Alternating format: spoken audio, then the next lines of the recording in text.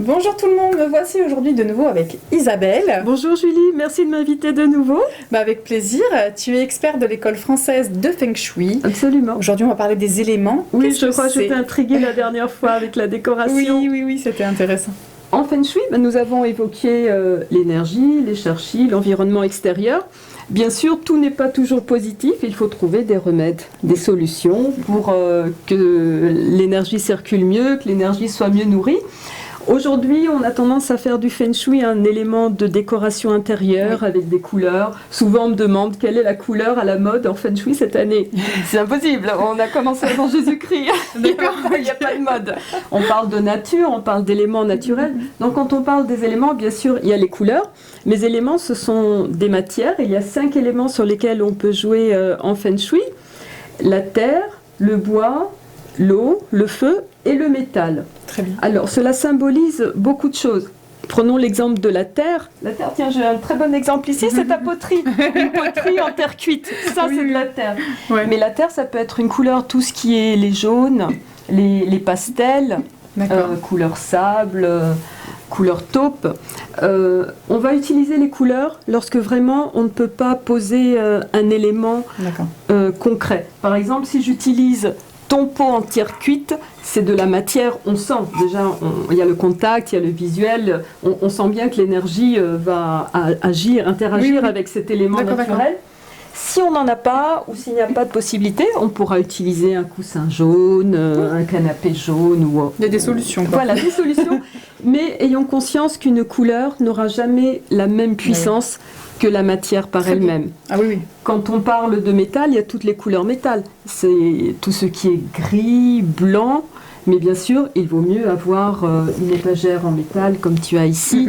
Ce sera beaucoup plus impactant. D'accord. Le bois, tu as un très bon exemple de verre. Mais si tu as les arbres et la forêt, c'est mieux. Tu sentiras que l'énergie est différente.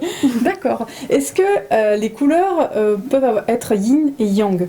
Ah oui, absolument. Parce que dans l'intérieur, c'est une base fondamentale du Feng Shui. Les espaces yin, les espaces yang n'auront pas la même énergie, oui, ou la même destination. Un espace yin est plutôt un espace calme, paisible, frais, un peu sombre, sans trop de lumière. On va préserver la chambre à coucher, un endroit où on a une activité paisible. Les espaces yang sont lumineux, énergiques, c'est le côté masculin pour la tradition chinoise. Donc effectivement, les espaces yang, ce sera plutôt ton entrée, ta cuisine et les couleurs qui vont avec. D'accord. Très bien, ok, mais c'est hyper intéressant tout ça. Tu fais des ateliers, il me semble, sur le sujet d'ailleurs? Oui, j'ai commencé des ateliers à côté de chez moi dans une boutique que j'adore, elle est tellement belle. J'ai de l'inspiration rien que de voir les ambiances à Gouvieux, à la boutique Demeure Autrement, tous les jeudis après-midi. Alors, le sujet, ce sont les ateliers Feng Shui sur les 5 éléments. Parce que justement, les 5 éléments, c'est ce qui va nous permettre d'adapter notre décor.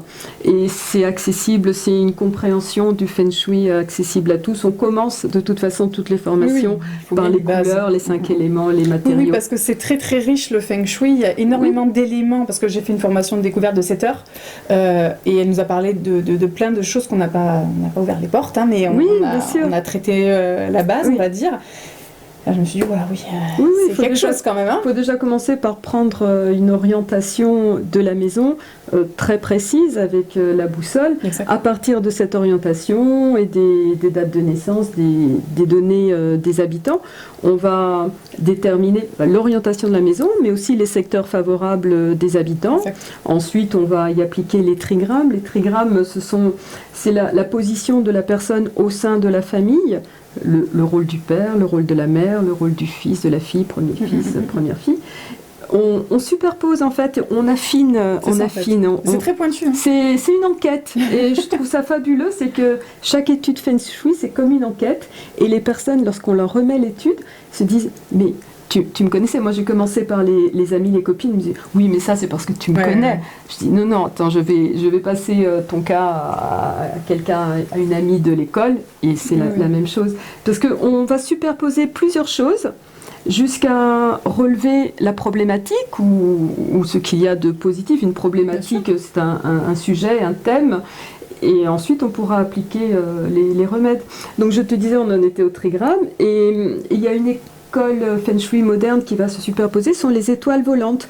L'école des étoiles volantes essaie d'appliquer les astres des habitants à leur lieu de vie. D'accord. Donc, avec tous ces éléments, on détermine une carte énergétique du lieu, on voit comment fonctionnent les habitants dans leur habitation, Okay. On va conseiller des orientations, on va conseiller des éléments de décor. Oui. Et donc pour en venir aux 5 éléments, mieux vaut avoir le matériau si on peut, et si on ne peut pas, on va compenser avec des couleurs, parce que le visuel, comme tu disais, yin et yang, le visuel va aussi te nourrir et te donner un ressenti différent, et te créer un état différent. Oui. Si je parle doucement, on va s'apaiser, on va devenir yin. Tout est énergie, donc évidemment, tout a une information et ça joue sur nous. Très bien.